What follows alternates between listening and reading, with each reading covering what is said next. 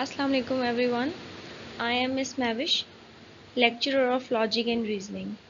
The next topic we will discuss in this subject is deductive logic and inductive logic and division of logic into two branches. In today's lecture, we will discuss about deductive reasoning. Deductive reasoning requires one to start with a few general ideas called premises and apply them to a specific situation. Recognized rules, laws, theories, and other widely accepted truths are used to prove that a conclusion is right. In simple words, we can say that by using a general idea, we can drive a specific conclusion. हम कह सकते हैं कि using some kind of general idea that is also true, we can drive a conclusion and that is true, that forms a deductive reasoning. And by using laws, theories, and rules and truths, we can justify our conclusion that this conclusion is true. Concept of deductive reasoning is often expressed usually using a finial that narrows a general idea into specific conclusion, like this on the left hand side. Generalize ideas into a specific conclusion. In practice, the most basic form of deductive reasoning is the syllogism. Actually, syllogism is a regular logical form of argument that have premises and a conclusion, and the conclusion based on the premises, and premises are true that define that conclusion is also are true. That will be called syllogism, where two premises that share some ideas support our conclusion. It may be easier to think of syllogism as the following theorem. If A is equal to B and C is equal to A, then B is equal to C. अगर A और B की value 10 है, for example A की value 10 है तो A is equal to B है तो B की वैल्यू भी 10 है, means A is equal to B. Moving next, C is equal to A. Definitely A की वैल्यू 10 है तो C is equal to A. C में भी A की वैल्यू ही आ रही है तो we can say that C की वैल्यू भी 10 है. तो इन दो जनरलाइज आइडियाज से हम ये कंक्लूड कर सकते हैं कि B is equal to C. Definitely A भी 10 है, B भी 10 है और C भी 10 है, तो हम कह सकते हैं कि B is equal to C, यानी कि B भी C के इक्वल है, दोनों की वैल्यूज सेम है. Similarly, deductive reasoning in theories, all muscles are made out of living tissues. This is another example. All muscles are made out of living tissues. हमारे जितने भी muscles हैं body के वो living tissues से बनते हैं.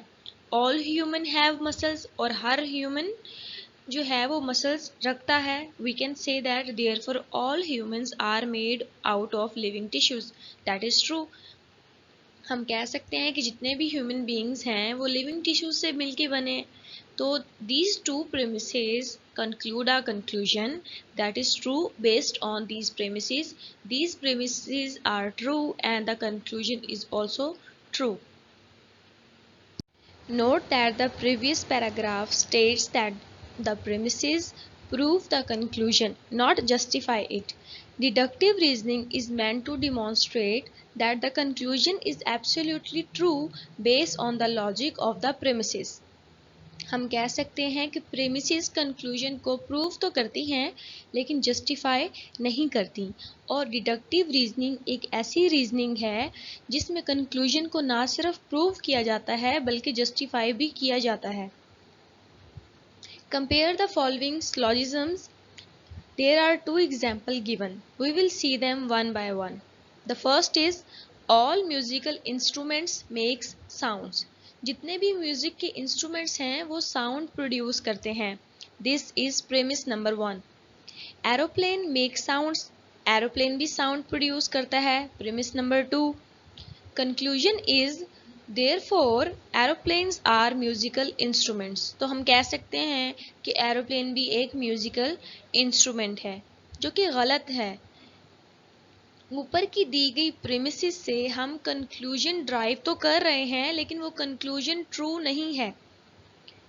और हमने अभी बात की कि डिडक्टिव रीजनिंग में कंक्लूजन प्रूव करना होता है, उसे जस्टिफाई करना होता है, और ऊपर की प्रीमिसेस इस एग्जाम्पल में कंक्लूजन को जस्टिफाई नहीं कर पा रही। So this is not the part of deductive reasoning. On the other hand, all art is an imitation of nature.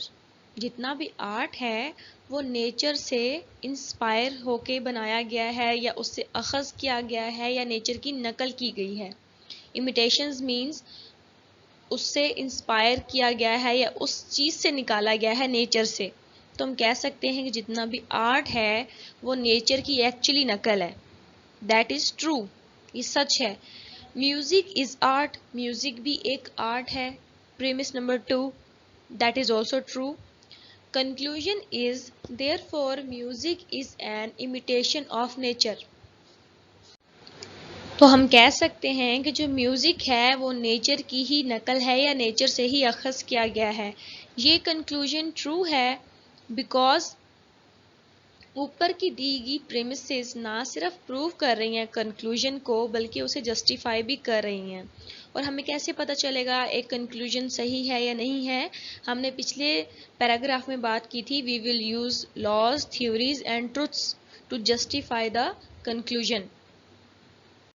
The syllogism on the left contains two objectively true premises, but its conclusion is false because it is possible for aeroplane and instruments to be totally separate entities while still have the same properties.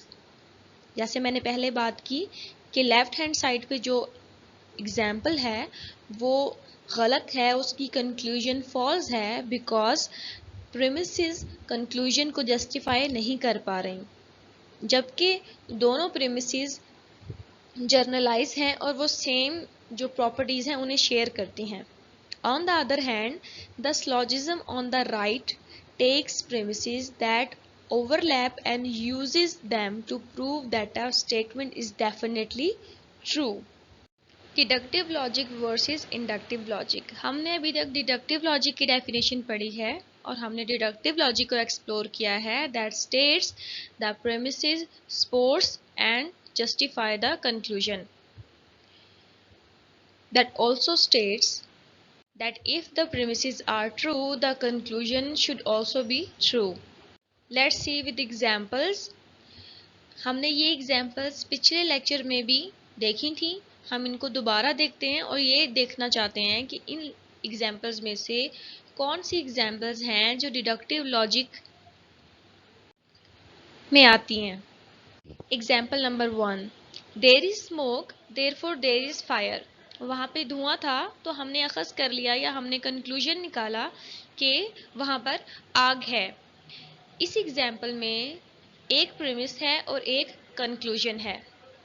Example number 2, there were 20 people originally. 20 लोग पहले से वहाँ पर मौजूद थे। There are 19 persons currently, और अब वहाँ पर 19 पर्सन्स हैं। Therefore someone is missing, तो इससे हमने ये कंक्लूजन निकाला कि कोई एक इंसान मिसिंग है। इस एग्जाम्पल में दो प्रीमिसेस हैं और एक कंक्लूजन है। ये एग्जाम्पल्स बहुत सिंपल हैं और इससे पहले भी हमने देखी हैं। There is an important difference between these two inferences which corresponds to our division of logic into two branches. इन एग्जाम्पल्स में से एक इंडक्टिव लॉजिक की एग्जाम्पल है और एक डिडक्टिव लॉजिक की एग्जाम्पल है। लेट्स सी।